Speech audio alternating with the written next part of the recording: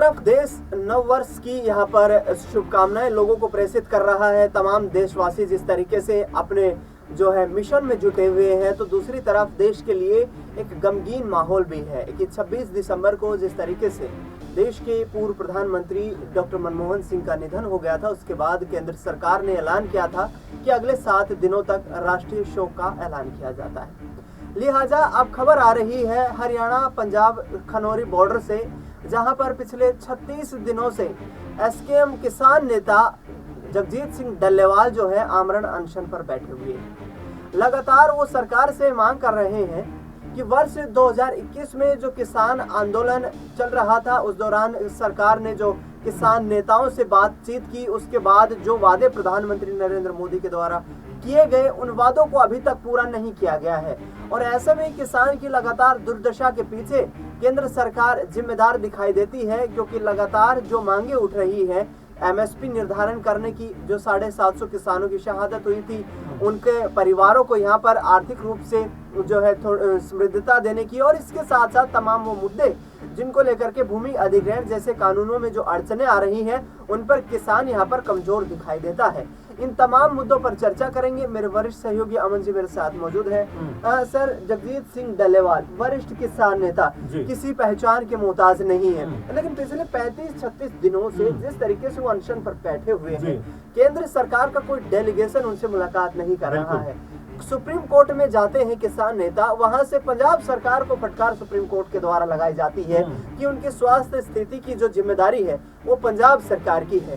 आखिरकार केंद्र सरकार को क्या जगजीत सिंह डल्लेवाल की सूद नहीं लेनी चाहिए? बिल्कुल दिनेश जी, बड़ा मुद्दा और अहम मुद्दा इसलिए हो जाता है क्योंकि आज 2025 की शुरुआत हो गई और ऐसे में जो 2021 का पूरा हमने आंदोलन देखा था, और तमाम ऐसी योजनाएं थी, तमाम ऐसी बातें थी, तमाम कह सकते मांगे ऐसी थी, इसको पूरा करने का वायदा केंद्र सरकार ने उस समय किया था। लेकिन दिनेश जी, आप देखिए 4 से 5 साल होने को आ गए, अभी भी वो मुद्दे जस के तस से। आप देखिए उस समय लगभग 750 के आसपास किसानों की शहादत हो जाती है। इसके अलावा बहुत सारे किसानों पर मुकदमे दर्ज हो जाते हैं। एक तरीके से उस समय का हाल देखा जाए तो बेहद बर्बरता के साथ में उस आंदोलन को दबाने का भी प्रयास किया गया था, लेकिन किसान अडिग होकर खड़े रहे और आखिरकार सरकार को झुकना पड़ा, दबना पड़ा, और जो 3 कानून बनाए गए थे उनको वापस लेना पड़ा। लेकिन अब जिस तरह से लगातार 36 दिन 37 दिन लगभग 1.25 महीने का वक्त हो गया है डल्लेवाल जी को, जिस तरह से अनशन करते हुए, जिस तरह विरोध प्रदर्शन करते हुए, लेकिन अभी भी केंद्र सरकार की तरफ से कोई मंत्री का या किसी भी नेता का उनसे नहीं मिल रहा।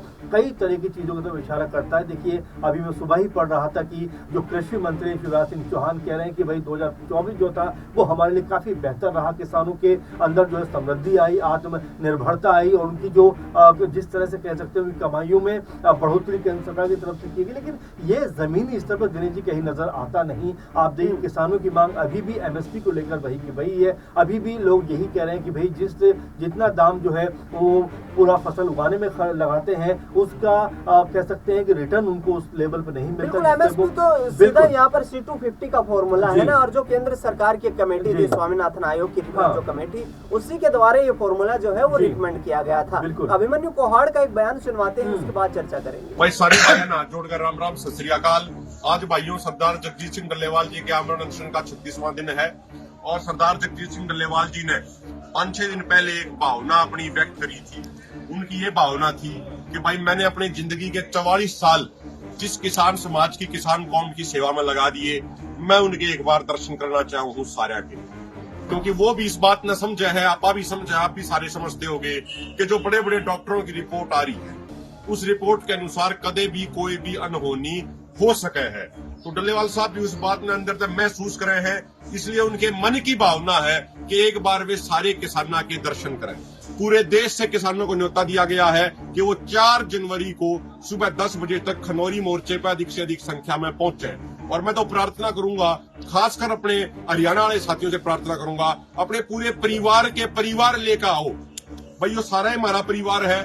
मैं तो कहूंगा, जिस माँ बाप ने मेरे को जन्म दिया है, मैंने उनको भी ये संदेश पहुंचाया है कि वे भी सारे के सारे मेरे माँ बाप, भतीजे, सारे सब के सब याड़ा आवेंगे, क्योंकि अगली पीढ़ी ने भी यह सीखने की, जानने की जरूरत है कि किस तरीके से अहिंसा और नॉन वायलेंस के सिद्धांतों पर रह के बड़े बड़े आंदोलन लड़े जाया करें, जिस तरीके से सरदार जगजीत सिंह डल्लेवाल जी लड़ रहे हैं। और डल्लेवाल साहब की भावना यह भी है कि उस दिन एक वो अपना 2-2.5 मिनट का संदेश भी देश के किसानों के नाम देंगे। वो ये भी इस बात में महसूस कर रहे हैं, या भी उनकी भावना है, हो सके है कि वो एक बड़ी महत्वपूर्ण बात कुछ कहना चाहे हैं सारे लोगों तक, हो सके परमात्मा ना करे, हो सके वो कोई उनका अंतिम संदेश भी हो।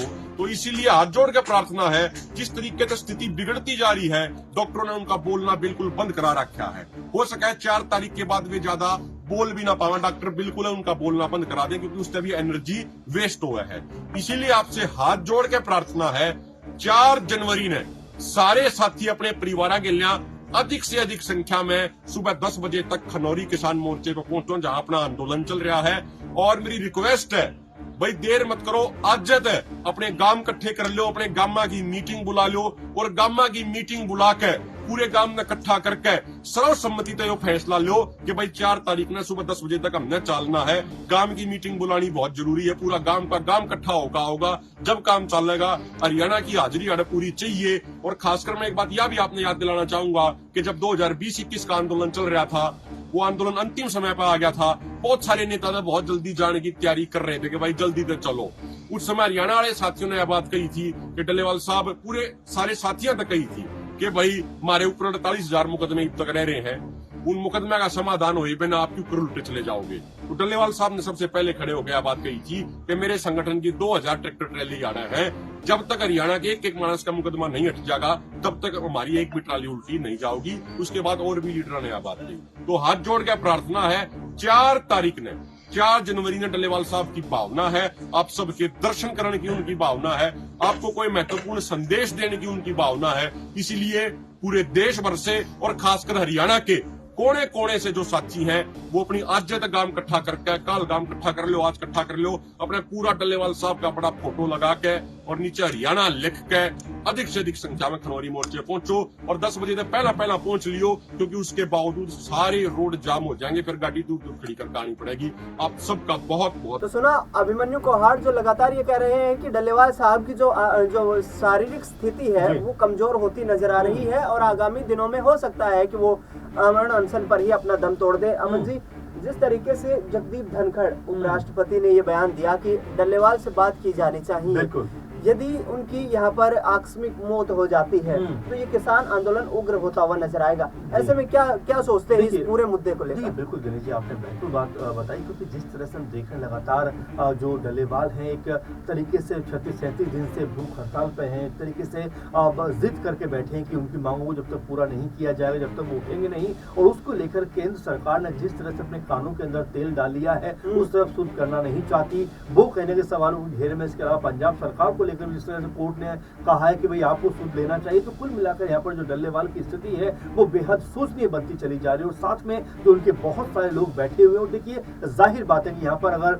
जिस तरह का अंदेशा जताया जा रहा है कि अगर उनको कुछ हो जाता है तो यहाँ ये आंदोलन जो है बहुत उग्र होता हुआ नजर आएगा। मुझे याद आता है दिनेश जी कि जब राकेश टिकैत जी आंदोलन को अगुवाई कर रहे थे 2021, हाँ, उस समय उनकी आंख से एक आंसू छलक गया था, और किसान जो थे वो किस तरह से उबल कर बाहर आ गए थे, हुजूम उमड़ के सामने आ गया, तो केंद्र सरकार को झुकना पड़ा था। और यहाँ पर अगर एक बड़े किसान नेता को इस तरह से अगर छोड़ दिया जाएगा, उनको कुछ हो जाता है, तो जरा सोचिए इस देश में, या यूं कहा जाए कि जो आंदोलन के लिए लोग अभी खामोश हैं, अभी चुपचाप बैठे हैं, वो उग्र होते हुए नजर आएंगे, तो उसका जिम्मेदार कौन होगा? तो ऐसे में बिल्कुल मुझे भी लगता है कि कृषि मंत्री को कम से कम बात करनी चाहिए। जगदीप धनखड़ जी ने जो उपराष्ट्रपति हैं जो बात कही थी, जिस तरह से कटाक्ष किया था, उसको मद्देनजर रखते हुए किसानों की सुध लेना अनिवार्य है कृषि मंत्री के लिए, केंद्र सरकार के लिए, जो खुद को किसानों का बड़ा हितैषी बताते हैं। लेकिन यहाँ पर अगर किसान अपनी कोई मांग रहे हैं दिनेश जी, तो जाहिर बात है कि सरकार का कोई डेलीगेशन